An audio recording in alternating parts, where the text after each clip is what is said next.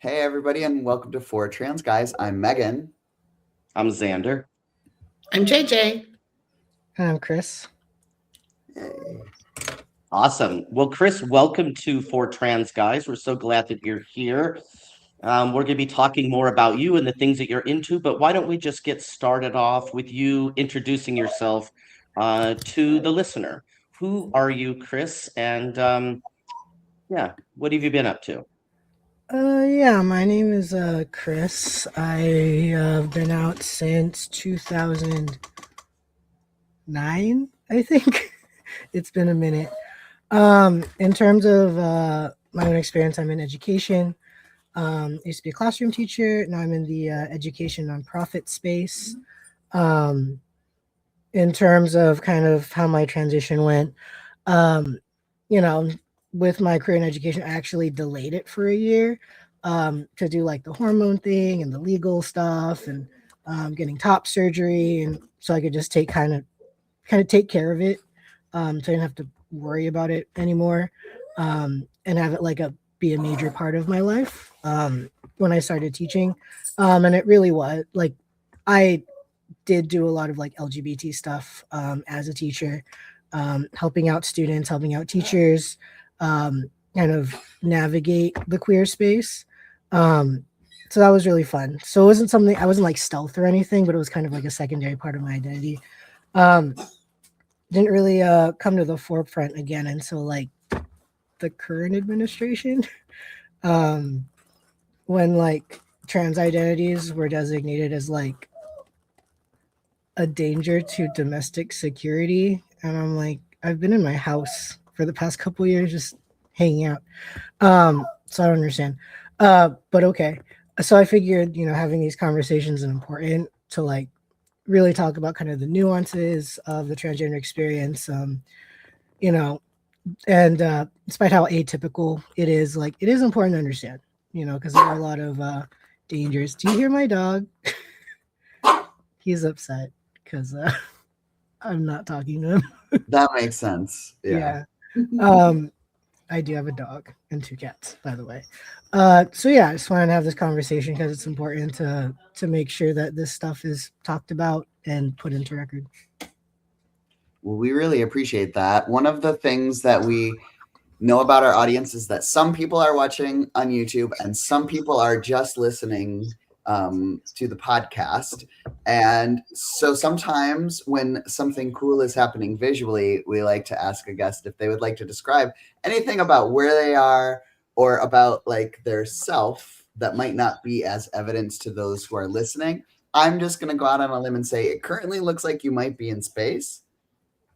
Yeah, I have a green screen. Back during COVID, when we were all like locked in our houses, I watched a lot of streamers, and I'm like, I wonder how they do it. So I figured out how they did it. So this is my background. I have like a fancy little microphone and everything. I work from home too, so Yeah, your microphone kind of looks like maybe it's a lightsaber or some sort of it changes color. Disco curling iron. Disco curling iron. It does totally. Look like a curling iron, doesn't it? Yeah. Yeah, it changes. That is so colors. cool. Oh, look at that. Is there anything about the intersections of who you are that you think would be helpful for people to know about you? I'm not Filipino. I am the child of first generation. So my parents immigrated here from the Philippines, and that also kind of, I wouldn't say complicate things, but it does inform kind of the way that I view the world and navigate it. We've had some people who are interested in talking about like how their family dynamics kind of shapes their way of being in the world. Is there anything about that experience that you think would be helpful for people to know? Well, what's interesting is that from Filipino culture, and it's very Catholic, but what's weird about it is that there's a very vibrant like LGBT community. I mean, there's homophobia, and like there's troubles with like getting your right gender on the passport and everything.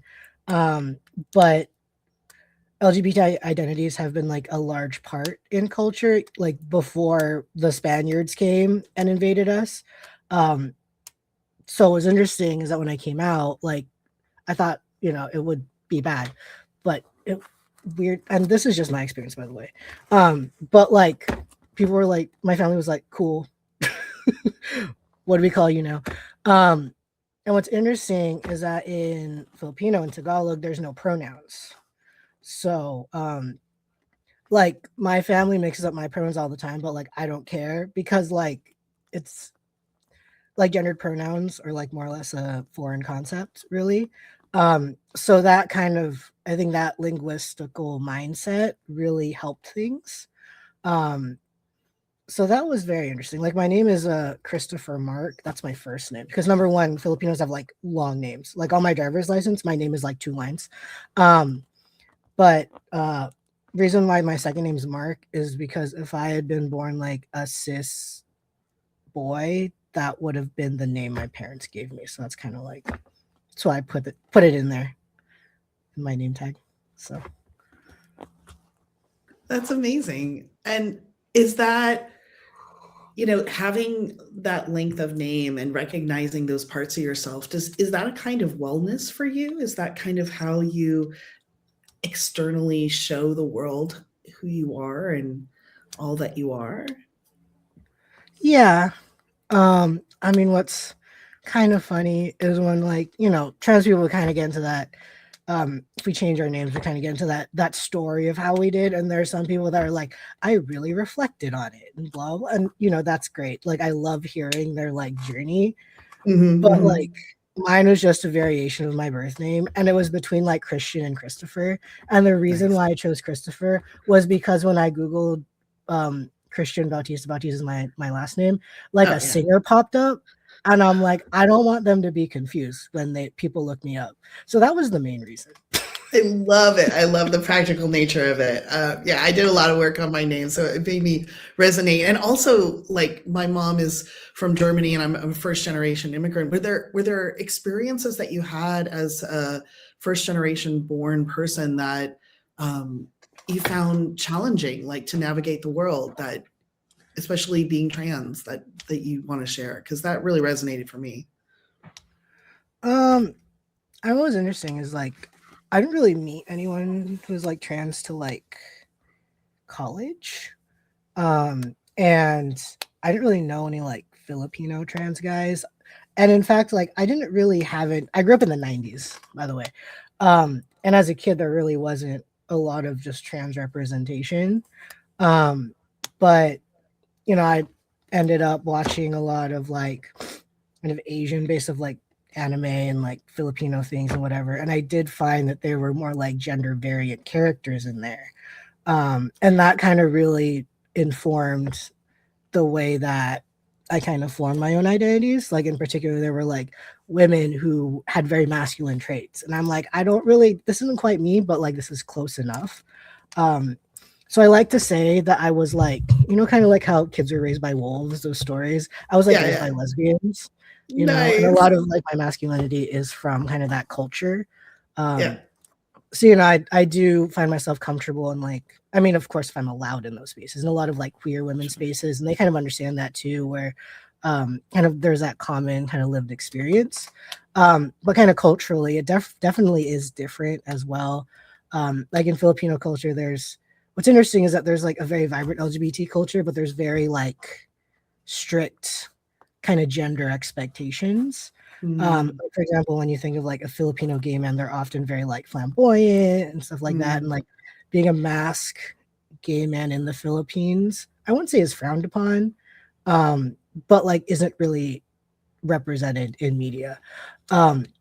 So, there was also kind of that struggle of kind of like needing to be a certain way to stick to those expectations. And maybe it's not that different from like kind of American culture, but it definitely like was a big part of, the media I consumed and kind of trying to figure myself out when I was younger.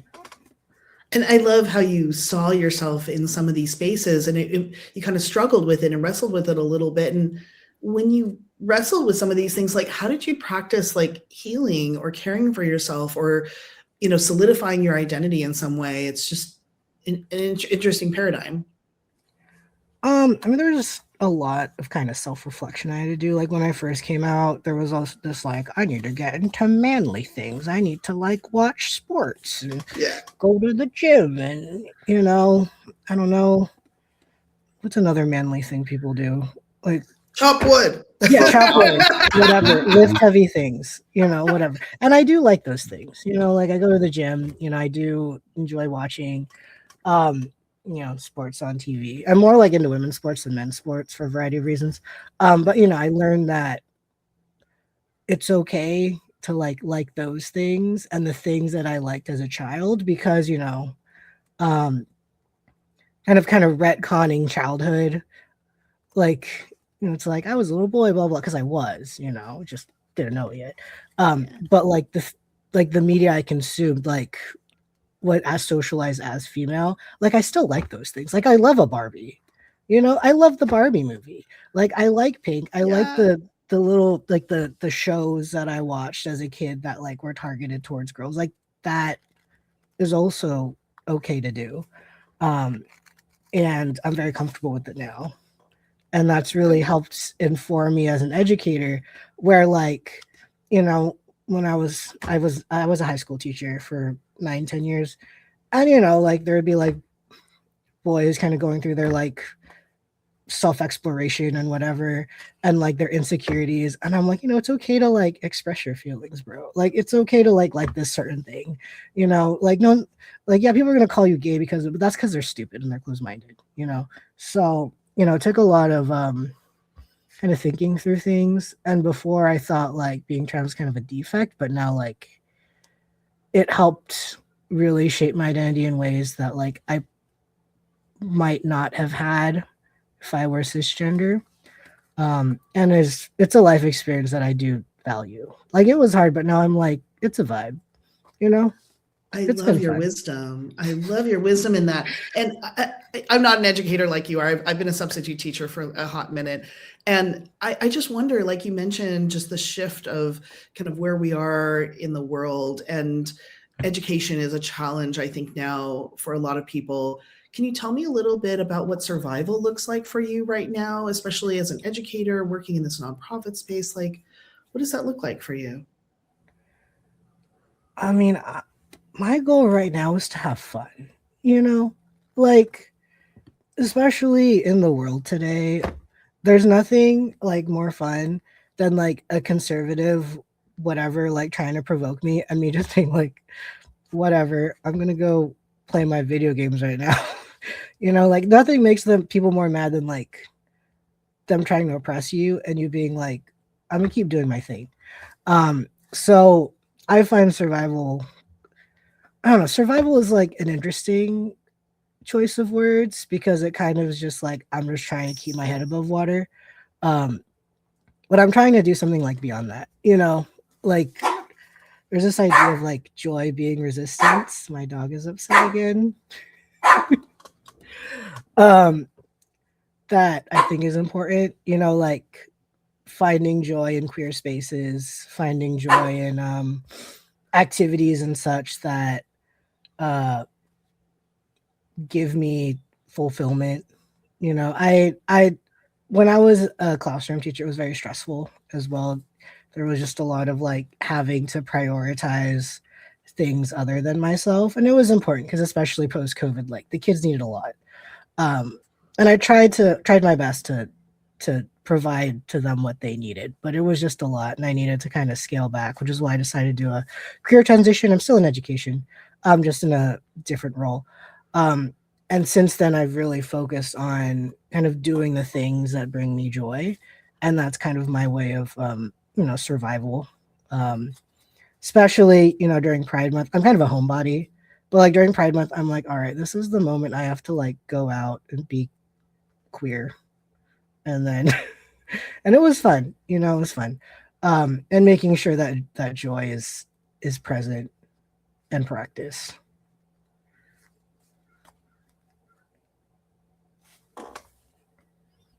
Oh no, it sounds like Zander's mic's not working. Okay, I thought it was just me. No. Oh, you can We're hear me? working through Yeah, it. now There we we can. are. Yay. Okay. Sorry about that. I was double muted. Apologize. I was wondering if maybe your dog needed a cameo, right? Do we need to All bring your right, I'll dog be on right back. screen? Yeah, his name's Taquito. I'll be right back. Taquito. Oh, I thought Yay, maybe he was right there. Taquito. Ah, All right. As long as they're, you know, it's always Sounds good like- to. Yeah, Let's they're beckoning be to be on interested in the stage. dog appearing of Yeah. anything. I like it. Right. And I love that Taquito might be community too, right? Like Right. the homebody community of cats and Hey! dogs. Oh, There's there you are. Taquito. Yay, you made an Now everyone has appearance. to go to YouTube real quick. Right, yes. Go to Love YouTube. Take a look at this very cute. I like that your dog looks both excited for attention and kind of pissed that you're doing that. Yeah, All the feels. yeah, he has a lot of feelings. He's a chihuahua. Yeah. Oh, It's okay. well, thank you for that. Can he stay with you for the time being? I mean, I feel like that's what he wants. Yeah, let's go with it. Okay. I also wanted to comment that 3 of us are first generation, so that's kind of cool. Like that doesn't happen very often. So you had already mentioned community, you've mentioned joy, and you talked about pride, so that's a way of celebrating. I'm wondering, even though you describe yourself as a homebody, what are some of the ways outside of pride, right, that you find to celebrate in life? Is it with your family? Do you have a chosen family? What does celebration look like for you these days? I mean, well, what's interesting is that working from home, it can be like kind of self-isolating.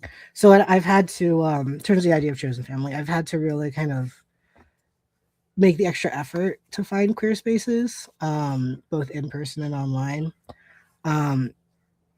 Because I think it's important to, like, before, like back in the 2010s, it was just more something that's like, if it happens, it happens. At the place I worked at, there were like queer teachers, queer students. So I'm like, all right, there's queer people here. I wouldn't say I've met my quota, but like, like cool talking to queer people. But now it's just kind of like, all right, I got to find them, and it's important to me and all that stuff. So, I've been in online groups where it's like, I have a online group that I play like Dungeons and Dragons with like every month or so, and we're all like queer people. We're all trans people. We're all trans people. And like, I'm the he/him. I'm one of the he/hims in there, which is cool. And like is a good way to kind of like get in touch with like what I find fun in terms of chosen family is to like do an activity that isn't necessarily like a queer coded activity, but like doing an activity that like queer people enjoy and we do it together. Because that's kind of my way of like kind of celebrating being queer and like exploring that, because like having a queer angle to things like just makes things more fun, like Dungeons and Dragons, like the characters they're trans, like they do like shenanigans. They're just trans people that do shenanigans, and that's fun. Like I live in the Bay Area, and it's also like a very it's very gay here. So like women's sports is big here. So I go to like a lot of like sporting events, and a lot of them like a lot of the people there are queer people, gay people, lesbian people, bisexual people, transgender, all the letters. And I find community there, and it's just like we're doing this activity together that we enjoy and we're comfortable, and it's a safe space. So like those are experiences I've definitely had to like work like extra hard to have and like reach out to people I didn't initially know. But those connections are important to me, and there are ways that like I wouldn't say, how do I put this, like it's not necessarily an activity where like being queer is like the center of it, but it's something that like queer people have a mutual interest in, and then we all get together and enjoy it. And that's kind of where I'm at in terms of communities. that I enjoy and I find connection with. We had Willie Wilkinson on recently, and he was talking about that API retreat that he runs. I believe, is it called Transfusion? Have you heard about that, Chris? I haven't. Yeah, I think they've been doing it for, I don't know, 5, 6, 7 years or so. Yeah, we just interviewed Willie recently, so his episode is probably up. But I believe you can look it up online through Transfusion. And I think it's coming up fairly soon. So it's an in-person retreat like for API trans men. Oh, that sounds fun. Mhm. Let me Yeah. look that up. Oh, here we go. I was Bookmarked. thinking that we've sort of, you and Zander and I have sort of been in a chosen family of sorts, and that's kind of through the book Letters from My Brothers, which it's the 15-year anniversary of publishing that book, which is crazy. And I believe at the time that this episode comes out, the 15th anniversary version of the book probably will be available for people. So take a look for that. But I just was curious, since it's been a long time since then, and some of the folk who maybe first read about you did so in that book. Is there anything that you would like to share with people about what's new, or if you would like them to connect or not? Like maybe it's like leave me alone. But do you have any thoughts just for anyone who might have read about dancing and want to? I mean, it's really fast. I mean, I don't really do it anymore, but like it was just a fascinating, especially early on in my transition. It was just like a very interesting way to kind of explore kind of gender roles in a way. And that played a big part in kind of figuring out who I am, which was nice because college was kind of tough. And it's just like really interesting how things that like I kind of did when I was younger informed kind of my gender experience. I didn't know at the time. But it did play a big role. That's the interesting thing about like life, you know, like you do things when you're younger and you don't realize like how important it is till you're older. So just thinking about that, like that's been a minute. I'm like, like what has happened? I know, right? Well, one of the things we also like to do is ensure that people get the last word. We've asked you a bunch of leading questions in this conversation, and you get to have the last word. If there are things you want to say about yourself, about the world, about your dog, about how it feels to be in deep space, any of those, anything you would like, and then that's how we end the episode. I think it's a scary time right now. Part of me, like I try to be chill, you know, but I am very nervous about like what is in store for, you know, the community in the future. Like it's gotten to the point where like I've had to talk to like doctors about like, so if hormones are outlawed, what do I do? You know, like there's an uncertainty and there's a fear, and like that it is scary to check the news every day. At the same time, it is really important that like joy is resistance. Like have fun, you know, like vibe, you know, because that makes people angry, and we love making a conservative angry, you know, just like having fun existing. And it could be difficult, but you know there are spaces to do that. And you know just it's important to have fun nowadays. That's what I've learned. It's probably one of the most important things right now, to find joy. Hopefully that's wise enough.